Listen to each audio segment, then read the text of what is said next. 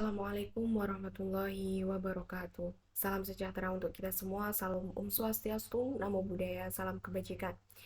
Saya Siti Alfiana dengan NIM 2301111000170. Yang saya hormati Pak Boy sebagai pengampu mata kuliah Ilmu Negara. Berdirinya saya di depan layar digital ini ingin memohon izin kepada semuanya untuk sedikit menyampaikan tentang materi asal mula negara. Negara sendiri dapat diartikan sebagai kumpulan suatu individu dalam sebuah wilayah dan dalam pemerintahan yang sama. Kemudian asal mula negara ini dibagi menjadi beberapa teori, yaitu yang pertama teori ketuhanan, teori kekuasaan, teori perjanjian masyarakat, teori patrimonial, teori patriarkal, teori historis, teori alamiah. Masuk teori yang pertama yaitu teori ketuhanan. Teori ketuhanan merupakan sebuah teori tertua dalam kerangka asa, di mana teori ini mengemukakan bahwa Tuhan adalah sumber dari sebuah negara. Kemudian argumen tersebut diperkuat dengan bangsa Yunani yang menyatakan bahwa Tuhan telah mengutus seorang raja, dan bangsa Yahudi telah meyakini bahwa seorang raja merupakan sebuah utusan dari Tuhan. Dan teori ini berpendapat bahwa barang siapa yang telah melanggar perintah raja, berarti dia telah melanggar peraturan yang dibuat oleh Tuhan. Kemudian teori yang kedua yaitu teori kekuatan. Teori kekuatan ini menyatakan bahwa penaklukan kaum lemah oleh kaum yang lebih tinggi, di mana sifat ini merujuk pada sifat manusia yang bersifat agresif.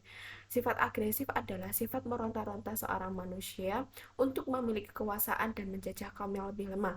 Tetapi sifat agresif inilah yang menjadikan manusia bangkit dan membentuk sebuah negara.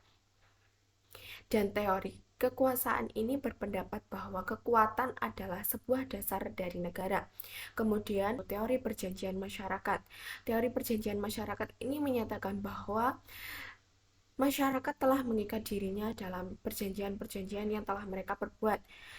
Seorang ahli filsuf bernama John Locke mengemukakan bahwa dalam perjanjian masyarakat ini terbagi menjadi dua tahap, yaitu Pactum Uniones yang menyatakan bahwa perjanjian masyarakat adalah untuk membentuk suatu negara. Kemudian yang kedua yaitu Pactum Subjection, di mana dalam perjanjian masyarakat ini adanya masyarakat dan penguasa. Sementara J.J. Rousseau mengatakan bahwa raja-raja hanya mendataris suatu rakyat, dan apabila raja tersebut tidak dapat menjalankan kekuasaannya dengan baik, maka raja tersebut bisa diganti. Kemudian masuk teori yang keempat yaitu teori patriarkal, di mana teori ini menyatakan bahwa seorang laki-laki memiliki otoritas yang lebih tinggi daripada perempuan untuk memimpin sebuah kekuasaan dalam suatu negara. Teori organis. Dalam teori ini,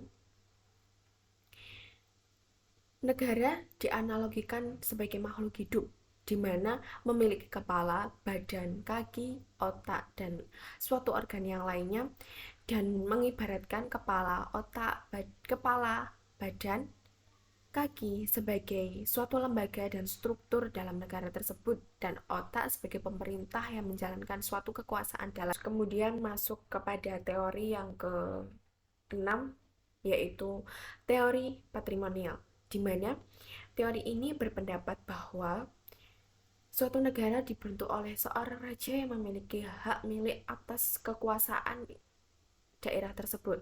Dan masuk teori yang ketujuh yaitu teori alamiah. Teori ini menyatakan bahwa sebuah negara terbentuk atas kodrat alam dan tumbuh secara alami tanpa adanya bantuan dari siapapun. Baik, masuk sesi yang terakhir yaitu sesi penutupan. Mohon izin Bapak untuk menutup dengan sebuah pantun. Hantu didemit, pergi berlari. Tidak terasa, tidak tersentuh. Mohon pamit undur diri. Wassalamualaikum warahmatullahi wabarakatuh.